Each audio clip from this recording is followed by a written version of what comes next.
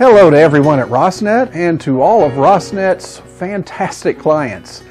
For those who don't know me or don't recognize me after all these years, my name is Jim Meredith, and I, along with Gene Peters, launched Rosnet back in 1998.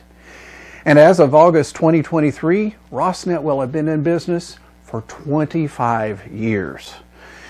And for Rosnet's silver anniversary, I've been asked to share some thoughts and some history behind the beginnings of Rosnet, its early years, and its growth into becoming the premier multi-restaurant management solution that it is today.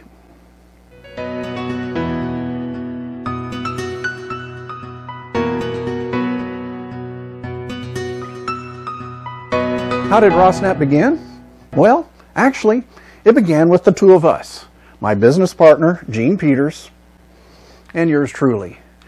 We worked together at Gilbert Robinson Restaurants, a Kansas City-based restaurant chain, operator of several well-known brands, including Houlihan's. We worked in the Restaurant Information Systems department. We both had strong backgrounds that complemented each other. I had experience in operational systems design and implementation through a career that included Walmart stores and Squirrel Systems, a restaurant point-of-sale system manufacturer. While Gene was the consummate professional in restaurant operations, his career included several years with Ponderosa Restaurants, where he, on his own, implemented effective food cost and labor controls and turned more than one underperforming restaurant location into a company superstar. At Gilbert Robinson, the two of us and others implemented a company-wide point-of-sale upgrade, followed by efforts to automate business processes from restaurants to corporate. The work that we did at Gilbert Robinson was revolutionary. Manual processes eliminated. Sales reporting, payroll, product mix, all of it was available immediately, not days later. Soon, corporate decided to start franchising the Houlihan's brand, and franchisees, well, they signed up and they started opening restaurants. They would come in and train in our corporate restaurants, which had all of the corporate systems that we had implemented, but these systems weren't available to the franchisees. Gene and I approached the CFO at Houlihan's at the time and pitched the idea to create a set of these same capabilities for our franchisees. Franchise owners said they'd be willing to pay for these systems, so it would be another revenue stream for the company. But the CFO told us in no uncertain terms that we were a restaurant company, not a systems company, and had no interest whatsoever in us developing systems for franchisees. So now, you know where this is headed, don't you? Yep, and it all worked out. Houlihan's was undergoing an ownership change anyway, and the new owners were going to be taking the company in a different direction. So Gene and I tendered our notices and started building our business and technology plans for what would eventually become Rosnet.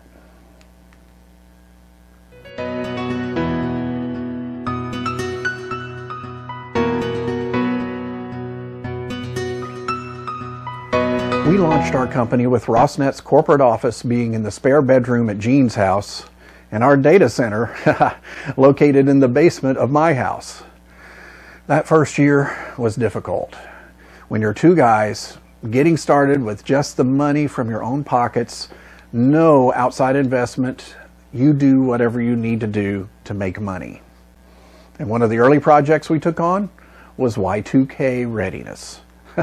Remember Y2K? How everyone was convinced that when the clock struck midnight on January 1st of the year 2000, every computer in the world would shut down? Well, there actually were some restaurant computers that were not Y2K ready, so Gene and I traveled to restaurants and did upgrades. It had nothing to do with the Rosnet service, but it provided much needed capital that we reinvested in building Rosnet's early systems. And the company grew. Our first two clients had only 10 restaurants combined. Then our next client brought 13 on board. So we more than doubled our restaurant count in a single day. Every new client brought excitement and confidence that we were on the right track. And we were able to start hiring. Our earliest employees were multi-talented individuals who were flexible. They could code, they could provide phone support, they could even help install and upgrade servers when that was needed. This really helped, and it made it to where Gene and I were only having to work 60 or 70 hours a week. We paid our employees the best we could afford, but the two of us didn't take a paycheck for the first 2 years. And we were still the lowest paid employees in the company until around the time of our 5th year in business.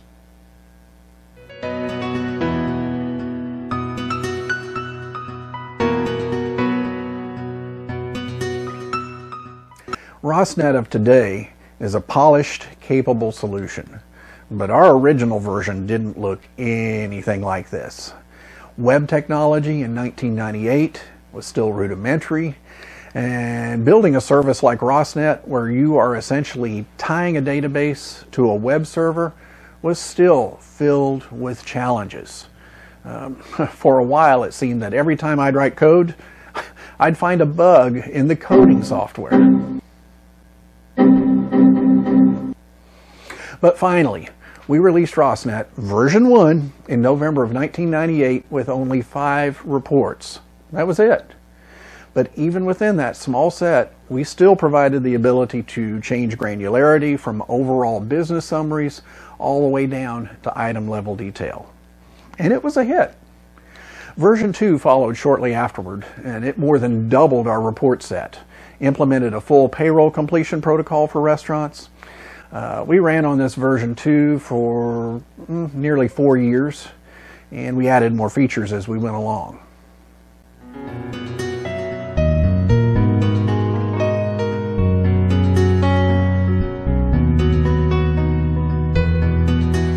It was our 3rd release, the first one we named Rosnet PowerCenter. That was a game changer. Released in 2003, just in time for our company's 5th anniversary, it set a whole new standard in restaurant information management. Everything was redesigned from scratch. Many of the powerful capabilities that exist in Rosnet today, well, they had their genesis in PowerCenter. Everything that was fixed in place in earlier visions became flexible in PowerCenter. For example, a user-configurable dashboard with reportlets to display critical business metrics, reports that could be generated in multiple formats, sortable on the fly, and operational alerts that could be sent by email or text. For the next 9 years, we continued building out PowerCenter to include our food cost solution. We implemented labor scheduling and the StaffLink website. We added EDI capabilities with dozens of industry vendors and applications. And we made our initial forays into mobile app development. Although, at first, this was on the BlackBerry platform. Remember those days? Yeah, BlackBerry was this huge mobile business tool, and back then, as now, Rosnet was there to support what our customers asked for, providing the capabilities that restaurant operators needed to manage their business.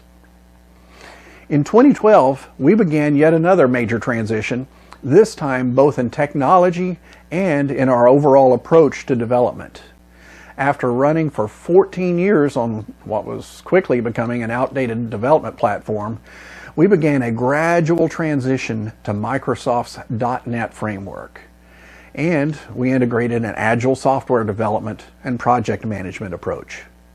We also started integrating business intelligence tools into the core of Rosnet. These investments in technology were the beginnings of the Rosnet you know today. Along with these changes, we finally decided to shed our old logo. Yeah, we called it the ketchup and mustard logo because of the colors. And we adopted our new identity, which you now see throughout all of Rosnet.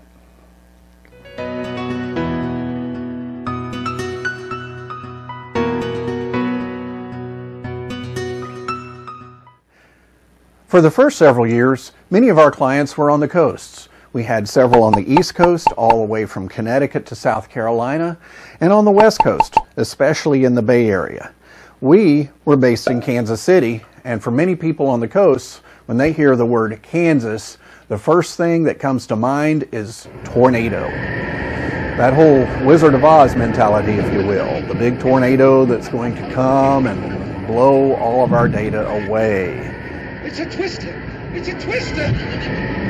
And it's a legitimate concern. Besides, in 2001, we had grown to around 200 restaurants using our service, and we were still hosting all of this in the basement of my house. The servers were big and loud and noisy and generated a lot of heat. And my wife was complaining and the neighbors were getting upset because we had to upgrade internet service every few months, and they were digging up the ground and burying new lines, and you get the picture. This wasn't going to work. Fortunately, Kansas City has several underground complexes. Gene and I toured a couple of them. Then my wife saw a news story about a former limestone mine adjacent to the campus of a metropolitan university. Gene and I checked it out, and it was perfect for a data center and corporate office. We built it to our specifications and moved our office and data center into this 2,000 square foot facility in early 2001. My wife was happy, and we never again heard any concerns from our clients about Dorothy and Toto. There's no place like home. Our company continued to grow, requiring us to double our space just 4 short years later.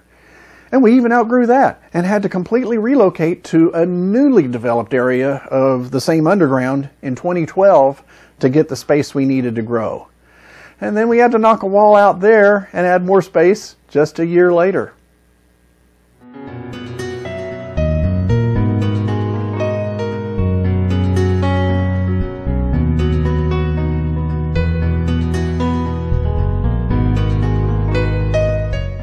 My name is Gene Peters. I'm the president of Ross Technology Services located in Kansas City. It was Gene and I who started Rosnet. We had a great working relationship, even back at Gilbert Robinson Restaurants. One of us would present an idea, the other would improve on that idea, and we'd go back and forth, and what we would come up with in the end was fantastic. Our workday never ended at 5 p.m. We'd hang around in the office during this back and forth thing that we were doing, this brainstorming, sometimes until 7 or 7:30 or even later at night. But the two of us weren't the same. We had different backgrounds and different skill sets. Gene had a deep knowledge of the restaurant industry. I recognized this early on, and even at Gilbert Robinson, I would push for him to be promoted when a better job position would open. And he did the same for me. We helped each other up the ladder of management there and brought that same attitude with us to Rosnet. I remember us sitting in the office of the attorney who was writing up the incorporating papers for our new company, and he asked us a question. He said, "You're starting this company under 50-50 ownership, but one of you has to be president. Who will it be?" See, I had already considered this, and I knew what the answer would be, but I still gave a pregnant pause, just long enough to look over at Gene, and his eyes were like this big round in his head. After giving him a few seconds to sweat, I said, "Gene will be president." It was the best choice. He was the perfect person to be front and center in Rosnet's early days. He knew the business, but more importantly, he knew how to speak to restaurant people about restaurant topics. I'd work in the background, architecting and building out the systems. Gene would be the front man. And it worked. Yeah, let me tell you another story about Gene. Our company would sponsor management meetings, franchise group meetings and such for the restaurant companies we served. And well, what I mean by sponsorship is that we paid money to help them finance their meetings. And in return, they would either let us set up an information table like a trade show or give us an opportunity to speak at the meeting. At this particular franchise group meeting, we were one of two sponsors. The other sponsor was a major bank that will remain unnamed, but it's a huge bank that provides financing for restaurant construction and remodels and the like. We both the bank and us, got 30 minutes to present to the group. The bank was given the 11 to 11:30 time slot, and we were given the 11:30 to 12 noon time slot, right before lunch. So the bank guy got started. He had his full deck of like 50 PowerPoint slides, and he was going to keep on talking until he covered every single slide in detail. So 11:30 came, his time was up, but he wasn't done. Then 11:45, 11:50, he just kept on going and going, and they didn't stop him. We could see the restaurant operators around us fidgeting, yawning, stretching. Some were mumbling to each other. This guy just wouldn't shut up. Finally, at 12:05, he was finished. Then Gene was called up to the front to speak about Rosnet. After introducing the three of us, we had our sales guy there, along with Gene and myself. Gene told the group that if they had any questions about our service, come and speak to us at lunch, or speak to one of the franchisees who already use Rosnet. And now, let's all go get some lunch. And that was it. Our sales guy turned to me with this bewildered look on his face, and he said, "Is that it?" I said, "Yep, that's it." And he just hit it out of the park. Gene read that room like a book and knew exactly what he needed to do. And it worked. He instantly made a whole room full of friends and didn't have to sell a thing. Yeah, we signed up several franchise groups following that meeting. Cancer is what took Gene from us way too early. He passed on in 2019, but his impact can still be felt, and his legacy shall live on, both in Rosnet and in the restaurant industry as a whole.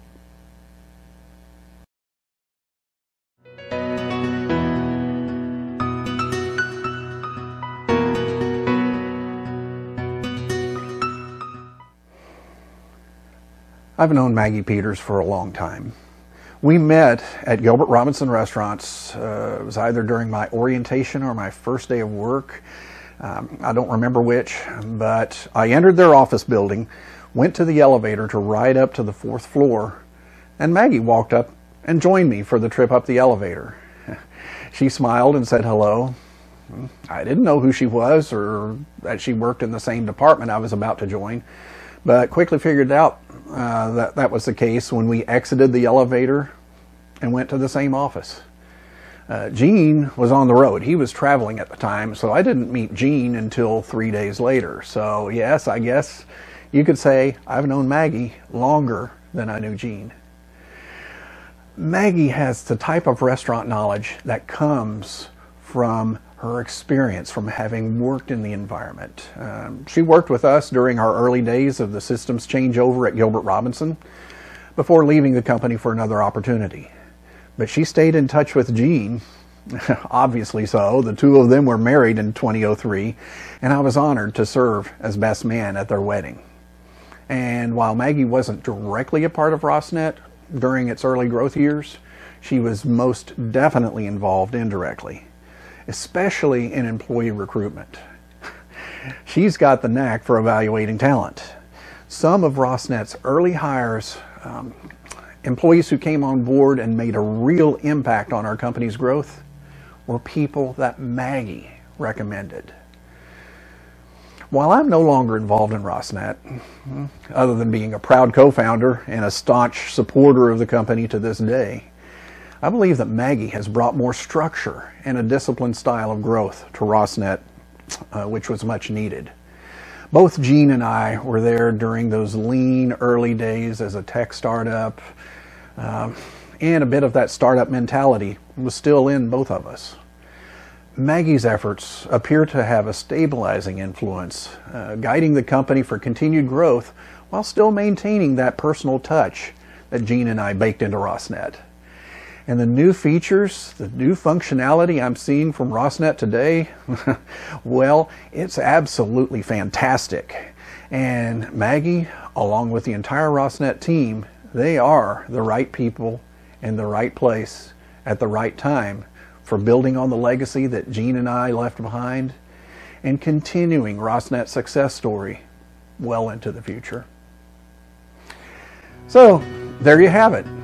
From simple beginnings of two restaurant technology guys building out an online reporting system in the early days of the internet to the leading edge business intelligence solution of today, I take great pride in what Rosnet was, is, and will continue to be.